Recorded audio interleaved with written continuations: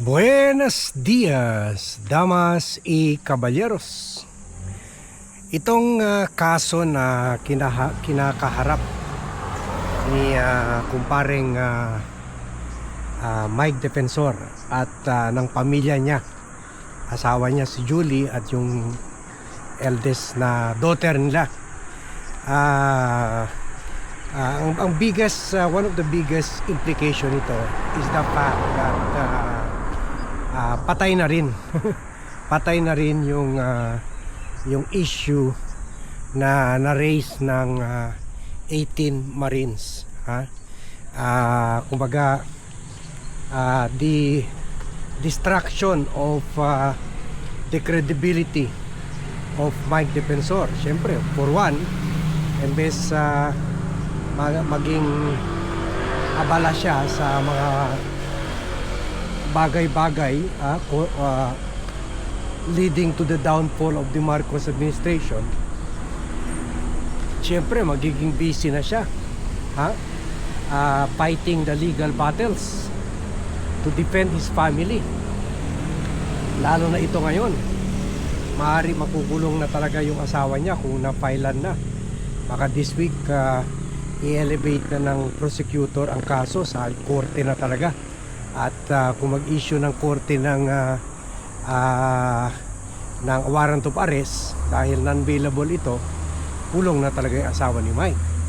So puwera dyan, meron rin sila kinakaharap ng kaso ng mag-asawa dyan sa NBI, kung saan na-link rin sila sa expose or possible baka pwede yan inciting to sedition case, na kasama sila dito sa promotor sila sa paglabas ng 18 Marines. So either way, ibig sabihin nito medyo tagilit na talaga, tagilit na talaga ang posisyon ni Mike at nung pamilya niya. So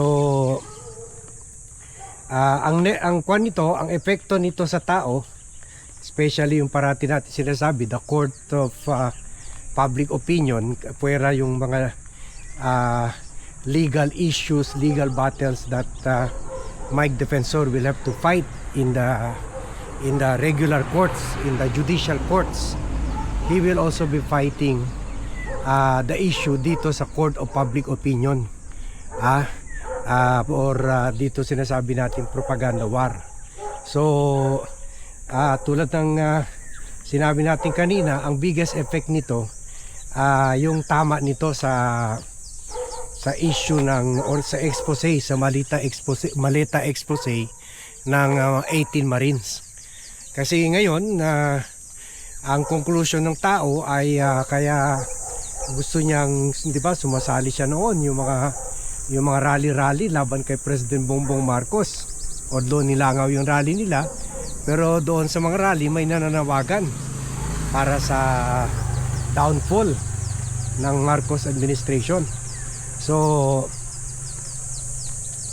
ang ibig sabihin nito, ang conclusion ng mga tao dito ay ginagawa niya ito lahat to protect his own his businesses and other personal interests. Kumbaga from out of the blue, sumulpot na lang siya because gusto niya ituloy yung mga mining activities niya. As we exposed earlier, yung sa Tawi-Tawi, isa pa lang yun, marami yan.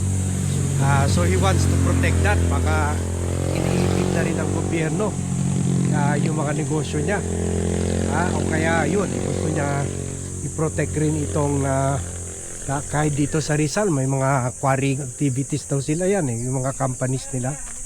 At pwede rin pinoprotektahan niya yung mga illicit di umano or alleged illegal activities, kasama na ditong trafficking of women sa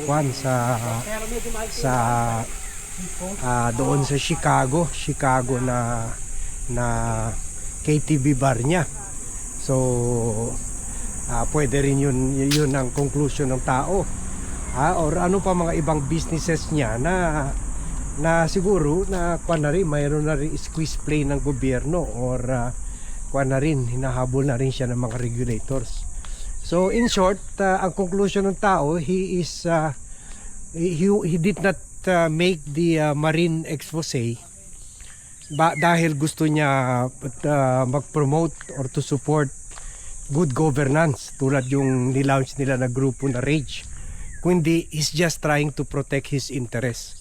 Kumaga walang kwan dyan, walang pagmamahal sa bayan sa ginagawa nila, personalan lang. Personalan lang, kumbaga kwan lang, personal issues lang umiiral to protect his business empire, some of which are not really legal, as if we go by the claim of the people of Tawi-Tawi, and also the raid or the state, judging from the statements of NBI Chief Melvin Matibag, na kwan nga, na guilty nga sila for violating the Anti-Human Smuggling Act, or Anti-Human Smuggling Law. So yan, so kaya the general impression ng mga tao, wala, kung nasira na rin ang credibility ni Mike. Although sa ibang tao, syempre as far back as yung Mawanay issue, na alala si Mike dyan sa mga issue na yan, si Ador Mawanay, ganun. So pero mas grabe ito, itong 18 Marines plus itong raid sa kanyang lugar. So kumbaga ngayon nasisira yung credibility niya, sira na rin yung mga claims ng mga Marines.